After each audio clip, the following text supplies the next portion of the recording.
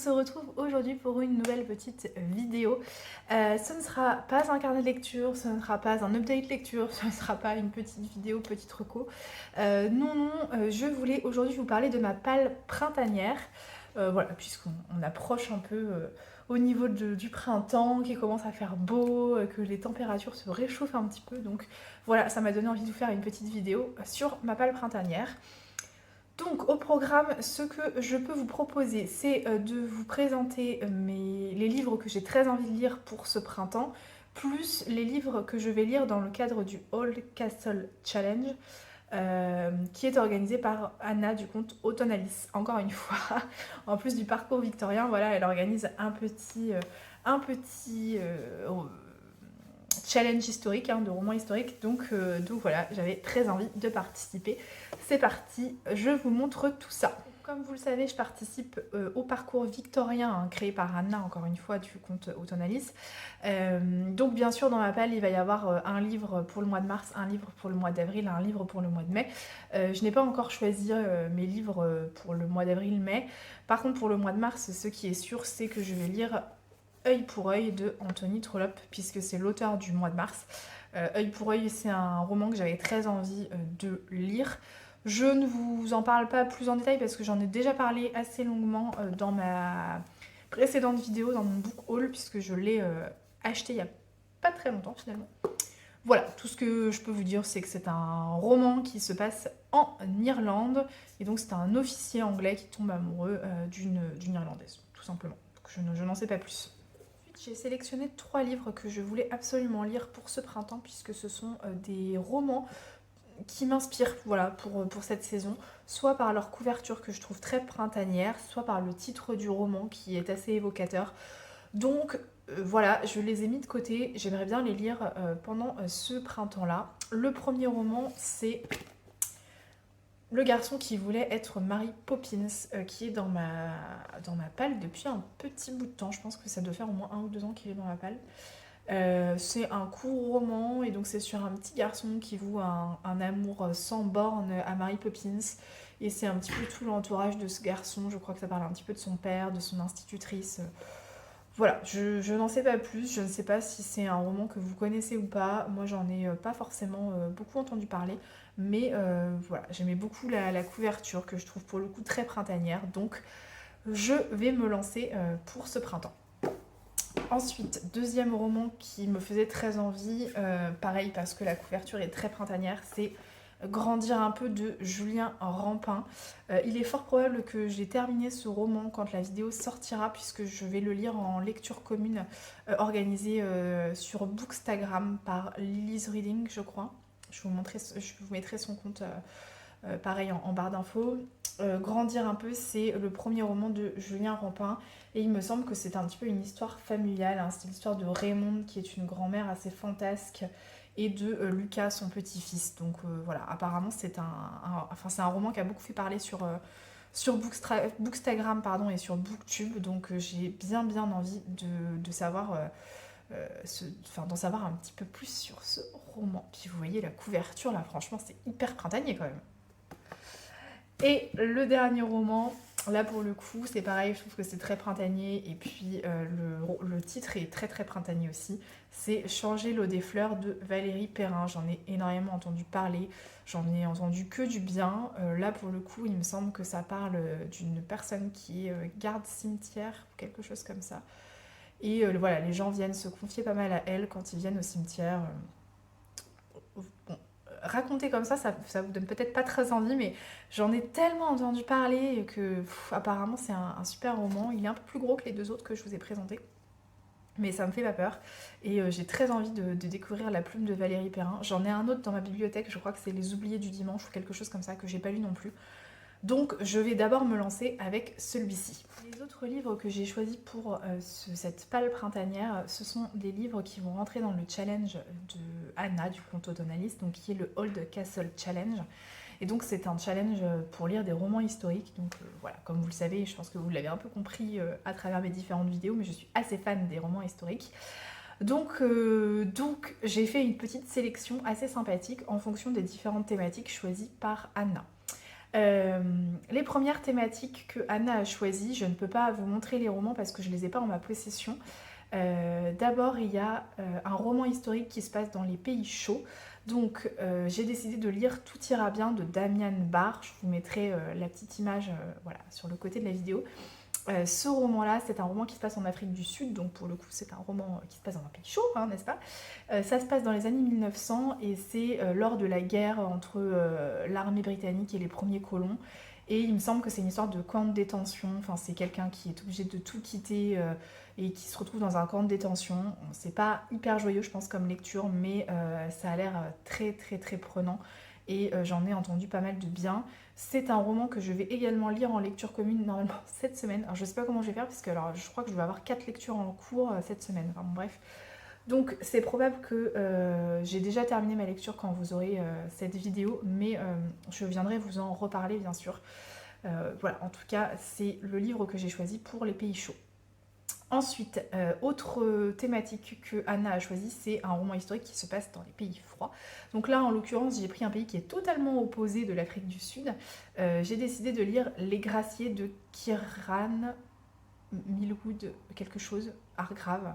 Enfin, je vous mettrai aussi la petite image de côté parce que je ne veux pas vous dire de bêtises sur le nom de l'auteur. En l'occurrence, c'est un roman qui se passe dans les années 1100 en Norvège. Et donc c'est une sorte de chasse aux sorcières, si j'ai bien tout compris. Celui-ci, je ne l'ai pas en ma possession parce que je vais l'écouter en audio. J'ai déjà commencé à l'écouter en audio. Je crois que j'ai dû écouter 3 chapitres. Enfin, j'ai pas écouté grand-chose. Hein. Il a à peu près 11 heures d'écoute, donc je pense que j'ai de quoi faire. Mais voilà, c'est celui que j'ai choisi, il me tente beaucoup, je l'ai vu pas mal passer également ces derniers temps sur Bookstagram et Booktube, donc voilà, c'est à mon tour de le découvrir. Ensuite, autre thématique choisie par Anna, il s'agit d'un roman avec un voyage dans le passé. Là, en l'occurrence, c'est pareil, j'ai décidé de l'écouter sur Audible, j'ai pris Ce que murmure le vent de Amy Harmon. Et là, en l'occurrence, il s'agit d'une femme, alors je ne sais pas du tout le nom de la personne, mais il s'agit d'une femme qui vit dans notre période actuelle, mais qui va avoir, je ne sais pas trop par quel moyen, mais qui va pouvoir faire un voyage dans le passé et qui va se retrouver en Irlande dans les années 1900 ou 1920, je ne sais plus, quelque chose comme ça. Et voilà, donc c'est un gros voyage dans le passé. J'en ai beaucoup entendu parler, c'est un roman qui a été édité aux éditions Charleston, je crois, de mémoire. Mais voilà, j'ai décidé de l'écouter sur Audible également, donc je vous en dirai plus quand j'aurai commencé ma lecture. Quatrième thématique du Old Castle Challenge, il s'agit d'un roman historique écrit par une femme. Là, j'ai décidé de regarder un petit peu dans ma bibliothèque ce que j'avais. Alors, malheureusement, je ne peux pas vous le montrer parce que je ne l'ai pas encore retrouvé, je ne sais plus où il est. Mais j'ai décidé de lire Prodigieuse créature de Tracy Chevalier. Tracy Chevalier, c'est une autrice que j'aime beaucoup. J'ai déjà lu pas mal de romans d'elle. J'ai lu La jeune fille à la perle, La dame à la licorne, La Vierge en bleu, enfin j'en ai lu pas mal. Et Prodigieuse créature, c'est un des seuls que je n'ai pas encore lu. La thématique m'intéressait moins, donc je l'ai un peu mis de côté, mais bon. C'est du Tracy Chevalier, donc je pense que ça devrait me plaire. C'est un roman qui se passe dans les années 1810 et on fait la rencontre d'une femme qui se passionne pour les premiers fossiles.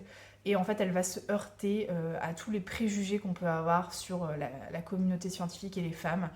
Voilà, donc les fossiles, ça m'intéresse pas forcément, mais je pense que la thématique de fond sur les préjugés, sur toute la partie communauté scientifique et tout, je pense que ça peut vraiment être intéressant. Donc on va voir comment Tracy Chevalier aborde ce sujet. Cinquième thématique du challenge, il s'agit d'un roman qui se passe dans un manoir gothique.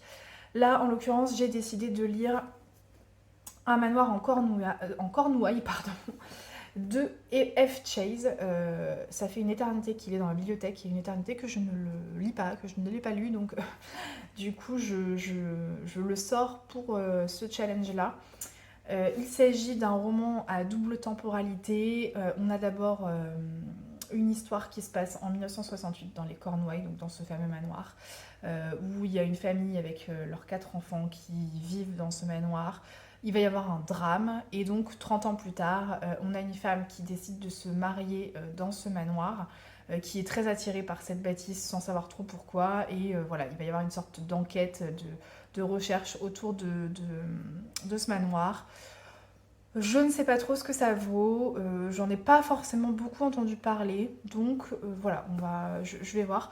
Bon, ça m'embête un peu de le lire au printemps celui-là parce que je trouve que c'est plutôt un roman que j'aurais plutôt vu en ambiance automnale, mais bon, voilà, c'est pas grave, je vais quand même le sortir de ma palle une bonne fois pour toutes, et tant pis si c'est en plein mois d'avril. Autre catégorie du challenge, il s'agit de la lecture d'un tome d'une saga historique. Et là pour le coup j'ai choisi La Cité de Feu de Kate Moss, que j'ai acheté il n'y a pas longtemps, hein. Je vous en ai déjà parlé dans mon book haul également. Ça se passe en France en 1560 et quelques. On fait la rencontre de Marguerite Joubert, qui est une catholique et qui va rencontrer un protestant, un fugitif huguenot, pardon, et qui va visiblement lui être lié à la disparition d'une mystérieuse relique. Voilà. Il s'agit d'un roman un peu historique, un peu policier, je crois. Donc je vais voir. C'est le premier tome de la saga, puisqu'après il y a un deuxième tome qui s'appelle La Cité des larmes. Toujours dans le cadre de ce challenge, on doit également lire une romance historique. Que là, en l'occurrence, j'ai un peu triché puisque je l'ai déjà lu, enfin en tout cas je l'ai déjà écouté. J'avais décidé d'écouter Les rêves de nos mères de Karine Pitoki. Donc ça c'est fait, hein, je vous en ai déjà parlé dans un de mes carnets de lecture, j'ai vraiment adoré cette lecture. Si bien que je me dis quand même que je me garde peut-être Les cendres sous les coquelicots qui est le deuxième tome. Voilà, si j'ai le temps, je le lirai, je l'écouterai aussi sur Audible. On verra en fonction du temps qui me reste et on verra en fonction de mes envies aussi. Mais voilà, je le laisse un peu, je le mets de côté comme joker. On verra bien, mais en tout cas, Les rêves de nos mères, ça rentrait parfaitement dans le thème romance historique. Et on continue avec les autres catégories. Donc on a une catégorie où il s'agit d'un roman qui se passe dans un pays qu'on connaît pas ou peu. Moi j'ai choisi de lire Dans la vallée de Anna Kent. Alors je ne l'ai pas encore, mais je vais le recevoir bientôt. Il s'agit d'une histoire qui se passe en Irlande. Et pour le coup, c'est vrai que l'Irlande, moi, c'est un pays que je connais pas trop en termes d'histoire, d'historique, tout ça. Je sais pas trop ce qui s'est passé en Irlande. Donc voilà, ça m'intéresse d'en savoir un petit peu plus. Et c'est vrai que je vais déjà lire œil pour œil. Donc je vais sûrement en découvrir un petit peu plus. Mais voilà, pourquoi pas, avec en savoir encore plus avec Dans la vallée. Et j'en ai beaucoup entendu parler de ce roman, donc j'ai hâte de le découvrir. Il reste encore 4 catégories, rassurez-vous, il en reste plus tant que ça. Il reste notamment la catégorie sur les romans qui se passent pendant une guerre. Et donc pour cette catégorie-là, j'ai choisi Le Tournesol suit toujours la lumière du soleil de Martha Hall Kelly. Alors c'est une énorme brique, hein, surtout que je l'ai en édition Charleston, donc je sais pas combien il fait de pages, il doit en faire 700 je crois. C'est une grosse brique, mais je sais que ça se lit très très bien. Martha Hall Kelly, j'ai déjà lu Le lilas ne refleurit qu'après un hiver rigoureux, je crois que c'est ça. Et j'ai vraiment hyper hâte de découvrir celui-ci. Celui-ci se passe en 1860 aux États-Unis, donc en pleine guerre de sécession ou juste avant la guerre de sécession, quelque chose comme ça. Et c'est un roman choral avec plusieurs personnages et plusieurs points de vue, tout comme Le lilas ne refleurit qu'après un hiver rigoureux. Je suis désolée si vous entendez des petits bruits, c'est mon fils qui est derrière et qui fait des petits babillages. Voilà. Une autre catégorie qui est proposée dans le cadre de ce challenge, c'est un thriller ou un policier historique. Là, en l'occurrence, j'ai décidé de découvrir La Plume de Jean-Christophe Granger, que je ne connais pas. Je n'ai pas le roman en ma possession, je vais l'emprunter à la médiathèque parce que je sais qu'ils l'ont. Il s'agit de Les Promises. Alors, je crois que c'est un thriller policier un thriller historique, pardon, qui se passe pendant la Seconde Guerre mondiale. Donc voilà, j'ai assez hâte de découvrir La Plume de cet auteur que je ne connais pas. Je sais que c'est assez hard parfois. Donc j'espère que celui-ci ne l'est pas trop quand même, parce que quand c'est très très gore et tout, c'est pas trop ma tasse de thé, mais j'ai hâte d'en savoir plus et de découvrir sa plume. Avant-dernière catégorie, il s'agit d'un roman, ou d'un livre qui parle de la vie d'un roi ou d'une reine. Moi, j'ai déjà lu La princesse d'Aragon de Philippa Gregori il y a très peu de temps. Donc je pense que je lirai pas d'autres romans sur la vie d'une reine, à moins que je sois hyper motivée et que je lise un autre roman de Philippa Gregori, mais honnêtement, je ne pense pas. Donc je préfère voilà, vous dire. Je pense que cette catégorie-là va sauter, tout simplement. La dernière catégorie, c'est une saga familiale historique. Et là, j'ai choisi un roman que ma mère m'a prêté il y a quand même quelques temps, que je n'ai toujours pas lu. C'est La maison au bord de la nuit de Catherine Banner. Et donc ça, c'est une saga familiale qui se passe pas très loin de Syracuse, je crois, sur une île à proximité de Syracuse. Et c'est une saga familiale qui doit démarrer en 1914, juste au niveau de la Première Guerre mondiale à peu près. Et je crois que ça s'étend sur plusieurs générations, donc c'est pour ça que j'ai choisi ce roman-là. J'en ai entendu pas mal de bien, donc on va voir ce que ça va donner. Et voilà, c'était ma belle sélection de livres à lire pour ce printemps. Donc comme je vous l'ai dit à plusieurs reprises, je suis nouvellement maman, donc je vais pas me mettre la pression, hein, on verra bien ce que j'arrive à lire et ce que j'arrive pas à lire. En tout cas, ce qui est sûr, c'est que je viendrai piocher dans cette sélection-là. Et puis on verra, hein, peut-être que d'ici la fin du mois de mai ou début juin, j'aurai pas lu la moitié, et voilà, mais voilà, ce sont en tout cas que des romans qui me font vraiment envie. Je suis hyper contente de participer au challenge All Castle, puisque voilà, ça me permet de lire pas mal de romans historiques, et puis on verra. Et j'envisage aussi, mais ça je vous en reparlerai peut-être, de participer au mois de la saga, au mois de mai, qui est organisé par Estelle du compte Petite Lectrice, puisque j'aimerais bien continuer certaines sagas, je ne vais pas dire non plus les finir, mais voilà, notamment la saga des 7 sœurs là, que j'ai commencé il y a un petit temps, j'aimerais bien la finir. J'aimerais bien aussi continuer la saga Erika Falk de j'ai un trou, je ne sais plus son nom, Camilla Lackberg, pardon. Voilà, continuer aussi, pourquoi pas, la saga de Anne de Green Gables, enfin bon bref. On verra bien, je vous en reparlerai en temps voulu. En tout cas, voilà, j'espère que cette petite sélection vous aura plu, qu'elle vous aura donné quelques idées de lecture. Si vous, de votre côté, vous participez au challenge All Castle organisé par Anna du compte Autonalis, n'hésitez pas à me dire ce que vous avez sélectionné comme roman. J'aime bien voir un peu ce que vous avez pris, vous, comme livre. Et puis, si vous avez des livres que vous trouvez très printaniers, qui vous font très envie pour le printemps, n'hésitez pas non plus à me laisser un petit commentaire pour m'en parler. Voilà, sur ce, écoutez, je vous souhaite une belle après-midi et je vous dis à très bientôt. Bye!